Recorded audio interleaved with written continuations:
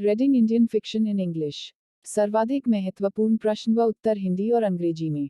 Question, right a note on important of comparative reading in about 300 words. प्रश्न, तुलनात्मक साहित्य पर लगभग 300 शब्दों में विस्तार से लिखे। Answer, Uttar, comparative literature studies is an academic field dealing with the study of literature and cultural expression across linguistic, national, geographic, and disciplinary boundaries.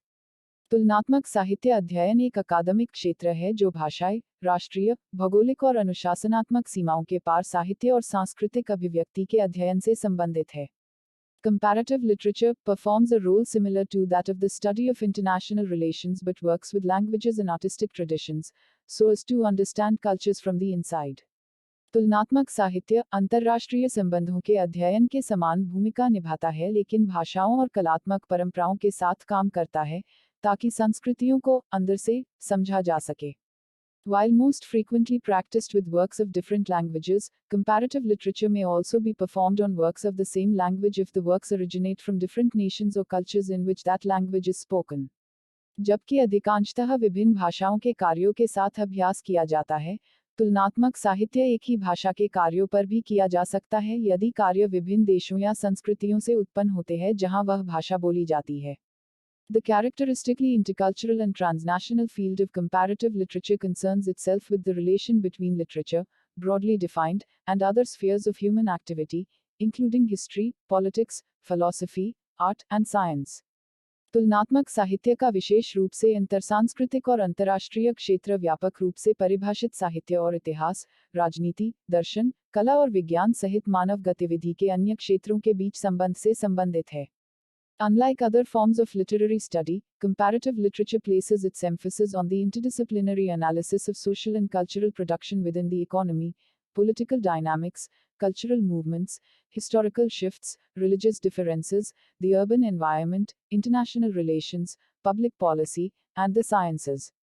साहित्यिक अध्ययन के अन्य रूपों के विपरीत, तुलनात्मक साहित्य अर्थव्यवस्था, राजनीतिक गतिशीलता, सांस्कृतिक आंदोलनों, ऐतिहासिक बदलाव, धार्मिक मतभेद, शहरी वातावरण, अंतर्राष्ट्रीय संबंध, सार्वजनिक नीति और विज्ञान के भीतर सामाजिक और सांस्कृतिक उत्पादन के अंतःविषय विश्लेषण पर अपना जोर देता है। Students and instructors in the field, usually called comparatists, have traditionally been proficient in several languages and acquainted with the literary traditions, literary criticism, and major literary texts of those languages. क्षेत्र में छात्र और प्रशिक्षक, जिन्हें आमतौर पर तुलनावादी कहा जाता है, पारंपरिक रूप से कई भाषाओं में कुशल होते हैं और उन भाषाओं की साहित्यिक परंपराओं, साहित्यिक आलोचना और प्रमुख साहित्यिक ग्रंथों से परिचित होते हैं।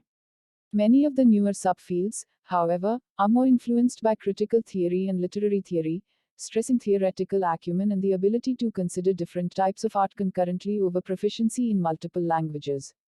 हालांकि कई नए उपक्षेत्र आलोचनात्मक सिद्धांत और साहित्यिक सिद्धांत से अधिक प्रभावित हैं, जो सैद्धांतिक कौशल और कई भाषाओं में प्रवीणता के साथ साथ विभिन्न प्रकार की कलाओं पर विचार करने की क्षमता पर जोर देते हैं।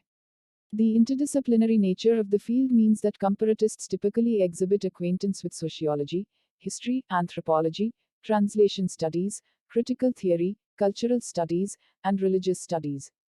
क्षेत्र की अंतःविषय प्रकृति का मतलब है कि तुलनावादी आमतौर पर समाजशास्त्र, इतिहास, मानव विज्ञान, अनुवाद अध्ययन, महत्वपूर्ण सिद्धांत, सांस्कृतिक अध्ययन और धार्मिक अध्ययन से परिचित होते हैं। As a result, comparative literature programs within universities may be designed by scholars drawn from several such departments. परिणामस्वरूप विश्वविद्यालयों के भीतर तुलनात्मक साहित्य कार्यक्रम ऐसे कई विभागों से आए विद्वानों द्वारा डिजाइन किए जा सकते हैं। This eclecticism has led critics from within and without to charge that comparative literature is insufficiently well defined or that comparatists too easily fall into dilettantism because the scope of their work is, of necessity, broad. इस उदारवाद ने आलोचकों भीतर और बाहर से को यह आरोप लगाने के लिए प्रेरित किया है कि तुलनात्मक साहित्य अपर्याप्त रूप से अच्छी तरह से परिभाषित है या तुलनावादी बहुत आसानी से दुविधा में पड़ जाते हैं क्योंकि उनके काम का दायरा आवश्यक रूप से व्यापक है।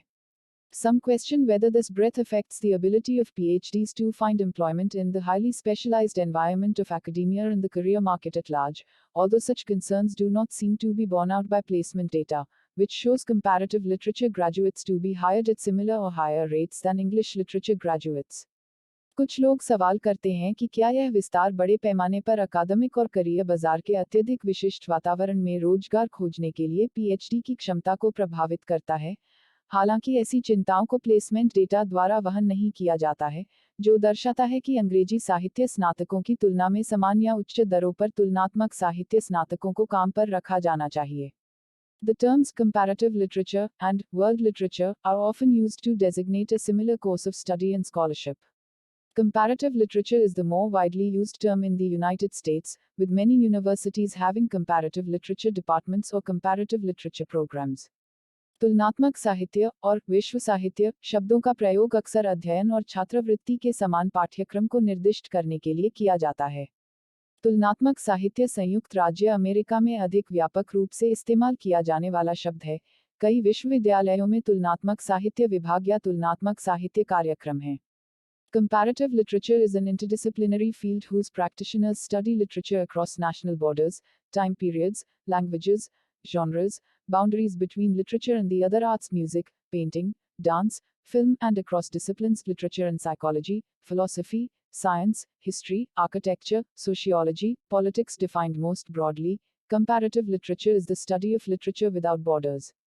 तुलनात्मक साहित्य एक अंतःविषयक क्षेत्र है जिसके अभ्यासकर्ता राष्ट्रीय सीमाओं, समय अवधि, भाषाओं, शैलियों, साहित्य और अन्य कलाओं, संगीत, चित्रकला, नृत्य, फिल्म इत्यादि के बीच की सीमाओं और विषयों, साहित्य और मनोविज्ञान, दर्शन के पार साहित्य का अध्ययन करते हैं। विज्ञान, इतिहास, वास्तुकला, समाजशास्त्र, राजनीति आदि।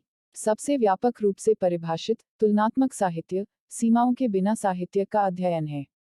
Scholarship in comparative literature includes, for example, studying literacy and social status in the Americas, medieval epic and romance, the links of literature to folklore and mythology, colonial and post-colonial writings in different parts of the world, and asking fundamental questions about the definition of literature itself.